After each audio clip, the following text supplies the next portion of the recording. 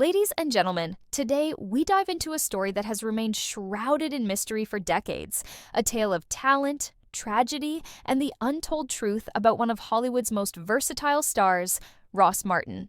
This is not just another Hollywood story. This is a journey through the life of a man who defied odds, broke barriers, and paid the ultimate price for his passion.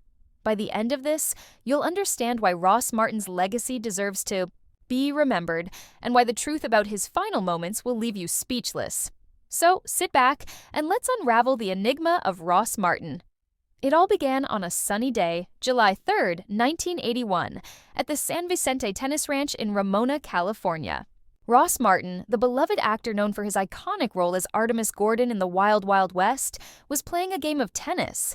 This wasn't just a casual match, it was a testament to his determination. You see, Ross had survived a near-fatal heart attack in 1968, followed by quadruple bypass surgery in 1975. Tennis was his way of proving to himself and the world that he was still strong, still fighting. But fate had other plans. Mid-game, Ross felt dizzy.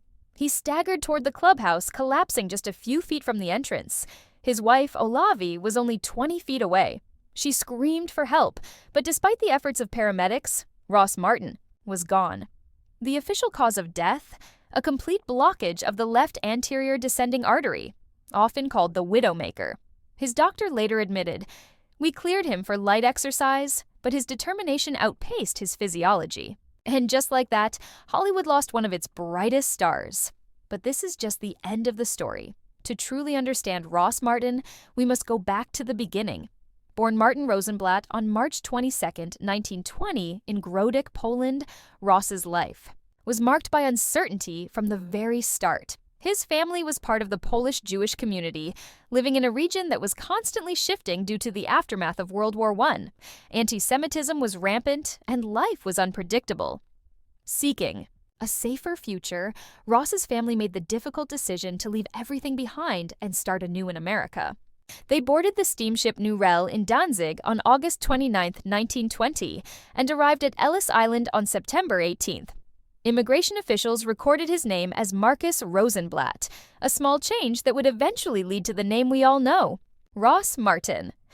Growing up in the Bronx, Ross became fluent in multiple languages before he even learned English. Polish, Yiddish, Russian, French, Spanish, Italian, you name it, Ross could speak it.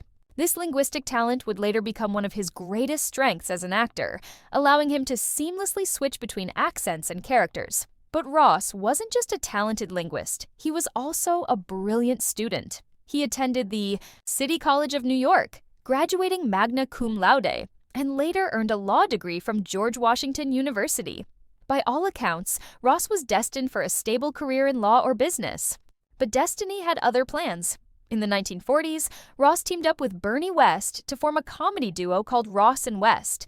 They performed in vaudeville and nightclubs across upstate New York, mixing fast-paced jokes with physical comedy. Crowds loved them, and Ross quickly gained a reputation as a comedic genius. But the duo didn't last long. Ross wanted to explore more opportunities in entertainment, and by 1953, he was on Broadway. His first major role came in Hazel Flag, a musical satire that ran for 190 performances. Ross's ability to balance humor with drama caught the attention of Hollywood, and soon he was making a name for himself in radio and television. Ross's big break came in 1959 when he was cast as Andamo in Mr. Lucky, a CBS series created by Blake Edwards. Andamo was a quick-witted gunrunner and sidekick to John Vivian's smooth-talking gambler. The show was set on a floating casino, giving it a mix of adventure and danger. Ross's dry humor and improvisational skills made Andamo stand out, and critics took notice. TV Guide called his performance effortlessly charming and praised his ability to switch between accents and personalities. But despite the critical acclaim, Mr. Lucky struggled with ratings and was canceled after one season. However, it introduced Ross to Blake Edwards, a director who would play a major role in his future success. 3 years later, Ross shocked audiences with his performance in Experiment in Terror, 1962. He played Garland Red Lynch, an asthmatic sociopath who terrorizes bank teller Kelly Sherwood, played by Lee Remick. It was a complete departure from the charismatic Andamo. Ross studied a childhood friend with asthma to perfect Lynch's eerie, labored breathing. He also insisted on doing his own stunts, including a brutal garage attack scene filmed in a single take. The result was terrifying. Critics compared his performance to Anthony Perkins' Norman Bates in Psycho, and Ross earned a Golden Globe nomination for Best Supporting Actor. But the role came with a cost. Columbia Pictures kept Ross's name out of the trailers and posters, fearing audiences wouldn't accept the Mr. Lucky star as a murderer. This decision backfired, and Ross's film offers dried up, forcing him to return to television. And that's when the Wild Wild West came calling. CBS first offered Ross the role of Artemis Gordon in 1963, but he turned it down 4 times. He had just finished The Great Race and didn't want the grind of weekly television. More than that, he was afraid of being typecast, but CBS refused to give up. They offered him $5,000 per episode, twice what Robert Conrad was making, and creative control over his disguises. Ross finally agreed, but with one last demand. Artemis Gordon would never throw a punch. He's a con man, not a brawler. This forced the writers to get creative, and the result was a character who relied on deception, disguises, and gadgets. Ross designed more than 90% of his own disguises, often transforming so completely that even his co-star Robert Conrad didn't recognize him until the cameras were rolling. The show premiered on September 17, 1965, and within weeks, Ross was getting 3 times as much fan mail as Conrad. But just as Ross's career was reaching new heights, disaster struck. On August 17, 1968, during the 4th season of the Wild Wild West, Ross collapsed from a near-fatal heart attack. Doctors found a 95% blockage in his left coronary artery. He was rushed to Cedars-Sinai Hospital, and the show was left without its co-star. Despite everything, Ross returned to finish the series, but Hollywood no longer saw him the same way. Industry insurers labeled him high risk, and major networks backed away. CBS canceled The Wild Wild West in 1969 due to rising concerns about TV violence, and Ross struggled to find leading roles.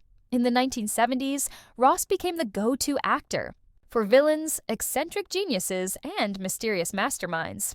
He made memorable appearances in Hawaii Five-0, The Man from UNCLE, and Love, American Style. But his income had dropped drastically. At his peak on The Wild Wild West, he made $115,000 per episode. By 1973, he was earning just $3,000 for a single guest appearance. Despite these setbacks, Ross never stopped working. Between 1970 and 1981, he booked 87 guest roles, proving that his talent was impossible to ignore. But Ross's greatest fight wasn't in Hollywood, it was with his own heart.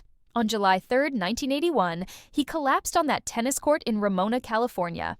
His wife Olavi was by his side, reciting the Lord's Prayer as paramedics performed chest compressions.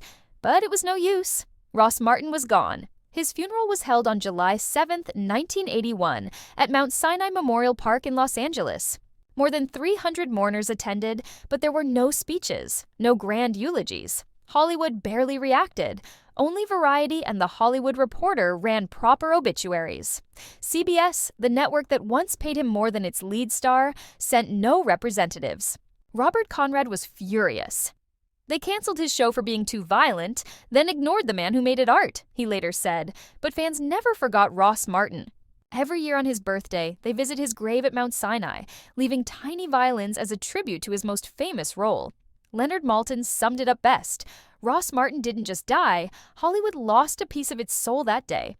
And there you have it, the untold story of Ross Martin, a man who gave everything to his craft and left an indelible mark on Hollywood. If you've made it this far, you understand why his story is so important. Don't forget to hit that subscribe button for more deep dives into the lives of Hollywood's forgotten legends. Trust me, you won't want to miss what's coming next. Until then, remember the name Ross Martin, the man of 1,000 faces and a heart that never stopped fighting.